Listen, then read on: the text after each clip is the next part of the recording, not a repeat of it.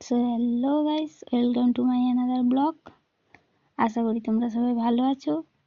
তো আমি এখন যাচ্ছি টপাকুল পাড়তে।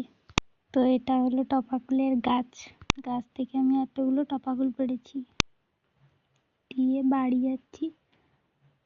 তো জানি না এটা কি, আমার মাথায় জড়েছে, আমার মা ছাড়িয়ে দিচ্ছে।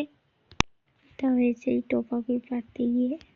মা আমার মাথা থেকে এসব ছাড়িয়ে দেওয়ার পরে আমি বাবাকে বললাম চলো ডাব পাড়ি। তো আমার ভাই আছে একটু ডাবের জন্য হোস্টেলে 3 মাস ধরে।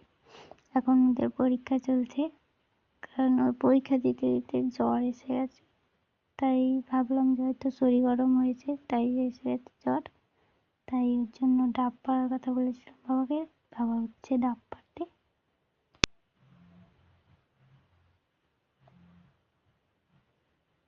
উঠে দেখছে ওপাশেরটায় ডাব হয়নি এতটা ভালো, তাই এ পাশেরটা পারছে। তারপরে ডাবটা পারার জন্য দড়ি নিবে। তারপর দড়িতে ওই দাওয়ালটা বাঁধা আছে, ওইটা নিয়ে ওই দুটাই উঠি। এখন ডাব কাটা হয়ে গেছে, বাবা ডাব নামাচ্ছে। আর আমি নিচে আছি, যেহেতু একটু হেল্প করতেই হবে, তাই একটু গিয়ে হাত বাড়িয়ে ধরে নিলাম। তো আমাদের ডাব পাড়া কমপ্লিট।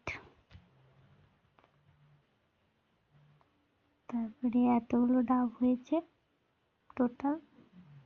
তারপরে আমি দড়িটা খুলে দিলাম ডাবের কাঁদি থেকে।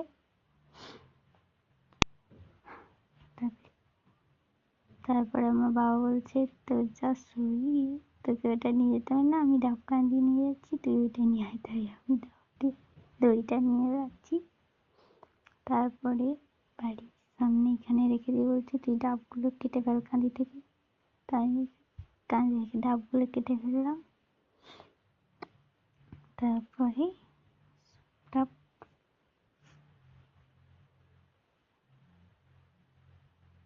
কাটা যাচ্ছে না, এতই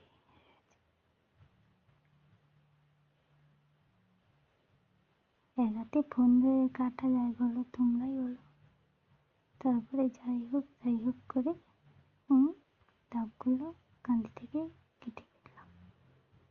তারপরে আমাদের টোটাল এতগুলো ডাব হয়েছে। তারপরে আমি ভাইয়ের কাছে যে ডাবের জল নিয়ে গিয়ে দেখছিলাম ওর জ্বরটা কমেছে কিনা। তারপরে হ্যাঁ, জ্বরটা কমে গেছে। ওকে ডাবের জলটা দিলাম, খেলো। তাহলে আমার ভাই। তারপর এখান থেকে এসে দেখি আমার মা সন্ধ্যেবেলা চালগুলো উড়িয়ে পরিষ্কার করছিল, আর আমি এগুলো নিয়ে এই ড্রামগুলোতে গুছিয়ে রাখছিলাম। তারপরে আমি আর আমার বাবা গেলাম মাছ ধরতে। তো এই কাতলা মাছটা পড়েছে,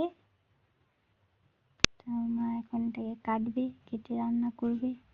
আর আমার ভিডিওটা কেমন লাগলো তোমাদের সবাই প্লিজ কমেন্টে বলো। আর সবাই ভালো থাকবে।